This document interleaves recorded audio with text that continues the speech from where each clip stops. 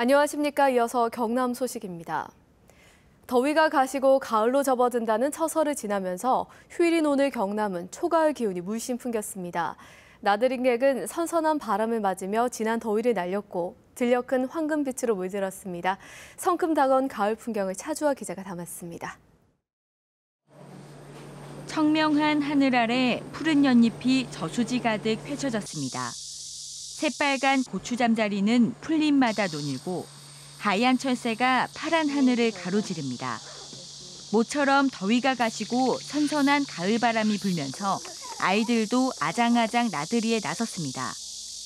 가족들은 가을볕으로 물드는 습지를 아이에게 하나하나 보여줍니다. 날씨가 좀 많이 시원해져가지고 또 겸사겸사 주말로 해가지고 그래 애들하고 집이 근처 가까운 데로 이렇게 바람을 쐬러 왔습니다. 뭐 주말마다 계속 나와야죠 이제. 농촌의 들녘도 어느새 황금빛으로 물들었습니다.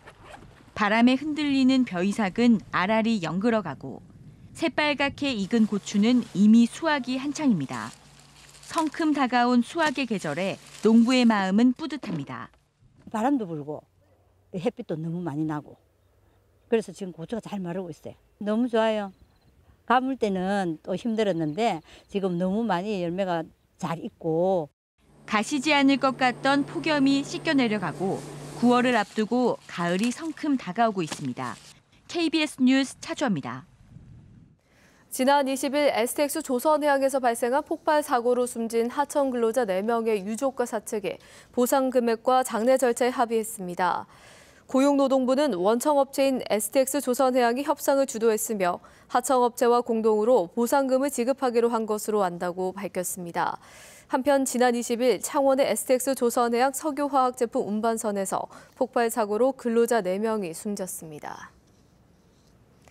노회찬 정의당 국회의원은 이재용 삼성전자 부회장의 뇌물죄로 징역 5년형 선고에 대해 법정형 기준에 못 미친다고 주장했습니다.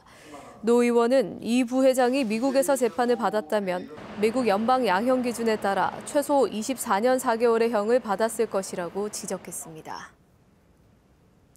어제 마산역에서 열린 자유한국당 홍준표 대표의 토크 콘서트에 대해 새민중정당 경남도당은 홍 대표의 대도민 사과가 선행돼야 했다고 밝혔습니다.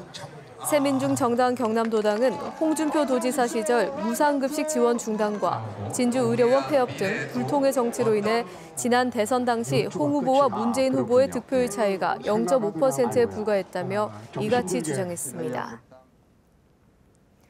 생활의 기본이라면 입을 것, 먹을 것, 살 곳 이렇게 세 가지를 꼽게 되는데요. 50년 동안 직접 옷을 만들어 어려운 이웃과 나눈 할머니들을 만나봤습니다. 박상현 기자입니다. 89살 서두연 할머니는 오늘도 재봉틀 앞에 앉았습니다. 64년 전인 1953년 처음 재봉을 배운 서 할머니는 한국 전쟁 뒤 모두 어려울 때지만 옷조차 없는 더 딱한 이웃을 두고 볼 수 없어 봉사의 길로 나섰습니다. 시설에 가면은 돈이 없어서 들어온 사람 있잖아요. 돈도 못 내고 하는 사람들. 그것도 이제 사정이 딱해서 받아주는데 그런 사람은 옷 입히거든요. 할머니의 좋은 뜻이 알려지면서 하나 둘씩 손을 보탰고 지난 67년에는 지금의 재봉틀 봉사단이 만들어졌습니다. 현재 회원은 모두 17명. 이들은 해마다 옷과 가방 등 4천여 점을 만들어 이웃에 나눠줍니다. 재료비는 모두 자녀들이 준 용돈으로 충당합니다. 못 놀아요. 논이 이제 와서 해야 되고 일부러도 와서 또 도와줘야 되고 다 우리가 막 하는 날까지는 다 해줘야지. 옷을 받아들고 기뻐하는 요양병원의 어르신들. 이들의 환한 웃음이 그동안의 수고를 잊게 합니다. 일하지만 일하는 거 그대로 주고 나면 편안해 너무 좋는 기라. 그러니까 자꾸 나도 가고 싶어 아줌마한테 일하는 거 하고 싶고 그대로 주고 싶고 그래요. 각자의 형편과 방식에 맞게 나눔을 실천해 모두가 더불어 사는 것. 재봉틀 봉사대 할머니들이 바라는 모습입니다. KBS 뉴스 박상현입니다. 최근 취객을 상대로 한 절취 사건이 잇따라 주의가 필요합니다. 경남경찰에 따르면 지난달 28일 김해 지역에서 취객을 부축하는 척하며 지갑을 훔친 50대가 경찰에 붙잡히는 등 김해와 마산에서 잇따라 취객을 상대로 절취 사건이 잇따랐습니다. 특히 붙잡힌 피의자 가운데 한 명은 2달 동안 3차례에 걸쳐 300여만 원을 절취한 것으로 드러났습니다. 오늘 오후 1시쯤 창원시 성산구 남양동의 한 15층짜리 아파트 8층에서 불이 났습니다. 이 불로 59살 이모 씨가 아파트 베란다에 고립됐다가 출동한 119에 구조됐고 안방 등에 불에 타 소방서 추산 400여만 원의 재산 피해가 났습니다. 경찰과 소방당국은 낚시용 집어 등 배터리에서 불이 시작된 것으로 보고 있습니다.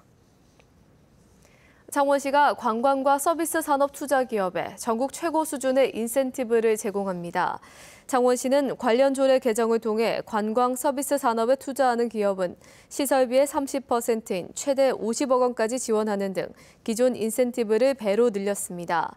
또 투자 금액이 1억 달러 이상인 외국 투자 기업이나 1,000억 원 이상인 국내 기업에는 투자 금액의 최대 50%까지 특별 지원이 가능할 수 있도록 했습니다. 경남 소식이었습니다.